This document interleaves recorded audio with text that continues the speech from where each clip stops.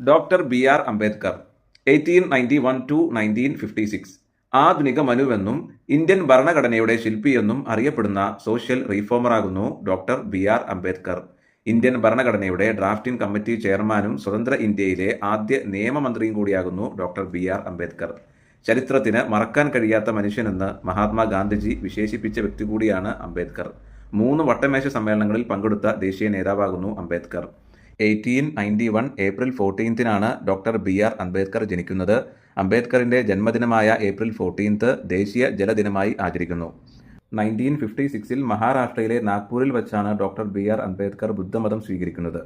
ഞാൻ ഹിന്ദുവായാണ് ജനിച്ചത്, എന്നാൽ മരിക്കുന്നത് ഹിന്ദുവായല്ല എന്ന് പറഞ്ഞത് ഡോക്ടർ ബി ആർ അംബേദ്കർ ആകുന്നു.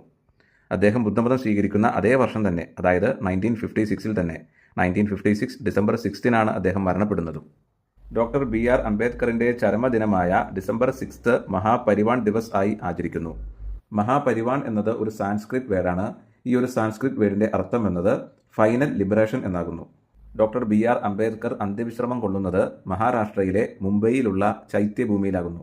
1990 ഡോക്ടർ ബി ആർ അംബേദ്കറിന് മരണാനന്തര ബഹുമതിയായി ഭാരതരത്ന ലഭിക്കുകയുണ്ടായി. ഇന്ത്യൻ കോൺസ്റ്റിറ്റ്യൂഷനിലെ ഡി പി എസ് പി എന്ന് പറയുമ്പോൾ ഡയറക്റ്റീവ് പ്രിൻസിപ്പിൾസ് ഓഫ് സ്റ്റേറ്റ് പോളിസിയെ, അതായത് മാർഗനിർദ്ദേശക തത്വങ്ങളെ novel features of Indian constitution എന്നാണ് ഡോക്ടർ ബി ആർ അംബേദ്കർ വിശേഷിപ്പിച്ചത്. ഇന്ത്യൻ കോൺസ്റ്റിറ്റ്യൂഷനിലെ ഡി പി എസ് പി അതായത് മാർഗനിർദ്ദേശക തത്വങ്ങളെ novel features of Indian constitution എന്നാണ് ഡോക്ടർ ബി ആർ അംബേദ്കർ വിശേഷിപ്പിച്ചത്. ക്വിറ്റ് ഇന്ത്യ സമരത്തെ ഒരു ഭ്രാന്തൻ സാഹസികത എന്ന് വിശേഷിപ്പിച്ചത് ഡോക്ടർ ബി ആർ അംബേദ്കർ ആകുന്നു. ഡോക്ടർ ബി ആർ അംബേദ്കർ പറഞ്ഞിട്ടുള്ള ഒരു കോട്ടുണ്ട്, അത് വായിക്കാം. കാളയെ പോലെ പണിയെടുക്കൂ, സന്യാസിയെ പോലെ ജീവിക്കൂ. മാത്രമല്ല ഡോക്ടർ ബി ആർ അംബേദ്കർ പറഞ്ഞ മറ്റൊരു വാക്കുകളാകുന്നു: ഇന്നലെ വരെ ഇന്ത്യയുടെ കുറ്റങ്ങൾക്കും കുറവുകൾക്കും നമുക്ക് പഴി പറയുവാൻ ബ്രിട്ടീഷുകാർ ഉണ്ടായിരുന്നു. ഇനി മുതൽ നമ്മുടെ കുറ്റങ്ങൾക്കും കുറവുകൾക്കും നാം തന്നെയാണ് പഴി പറയേണ്ടത് എന്ന് പറഞ്ഞത് ഡോക്ടർ ബി ആർ അംബേദ്കർ ആകുന്നു. അംബേദ്കറിൻ്റെ പ്രധാനപ്പെട്ട 2 ബുക്കുകളാകുന്നു അനിഹിലേഷൻ ഓഫ് കാസ്റ്റ്, അതുപോലെ മറ്റൊരു ബുക്കാകുന്നു caste in India. Doctor B R അംബേദ്കറുമായി ബന്ധപ്പെട്ട ഒരു 7 ഫാക്ട്സ് കൂടി പറയാനുണ്ട്, അതുകൂടി പറയാം. 1920 പ്രസിദ്ധീകരണം ആരംഭിച്ച മൂക് നായക് എന്ന പത്രം ഡോക്ടർ ബി ആർ അംബേദ്കറിൻ്റേതാകുന്നു. 1923 ബഹിഷ്കൃത ഹിതകാരിണി സഭ സ്ഥാപിച്ചതും ഡോക്ടർ ബി ആർ അംബേദ്കർ ആകുന്നു. ബഹിഷ്കൃത് എന്നത് ഒരു ഹിന്ദി പദമാകുന്നു. സാമൂഹികമായി അവഗണിക്കപ്പെട്ടവരെയാണ് ബഹിഷ്കൃതർ എന്ന് പറയുന്നത്. 1923 ബഹിഷ്കൃത ഹിതകാരിണി സഭ സ്ഥാപിച്ചത് ഡോക്ടർ ബി ആർ അംബേദ്കർ ആകുന്നു.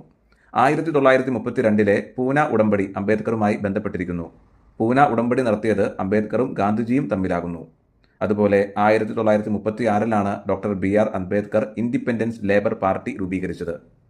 1942 അഖിലേന്ത്യാ പട്ടികജാതി ഫെഡറേഷൻ പാർട്ടി രൂപീകരിച്ചതും ഡോക്ടർ ബി ആർ അംബേദ്കർ ആകുന്നു. 1945 പീപ്പിൾ എഡ്യൂക്കേഷൻ സൊസൈറ്റി സ്ഥാപിച്ചതും ഡോക്ടർ ബി ആർ അംബേദ്കർ ആകുന്നു. ബഹിഷ്കൃത ഭാരത് ദൈവാരിക ഡോക്ടർ ബി ആർ അംബേദ്കറിൻ്റേതാകുന്നു.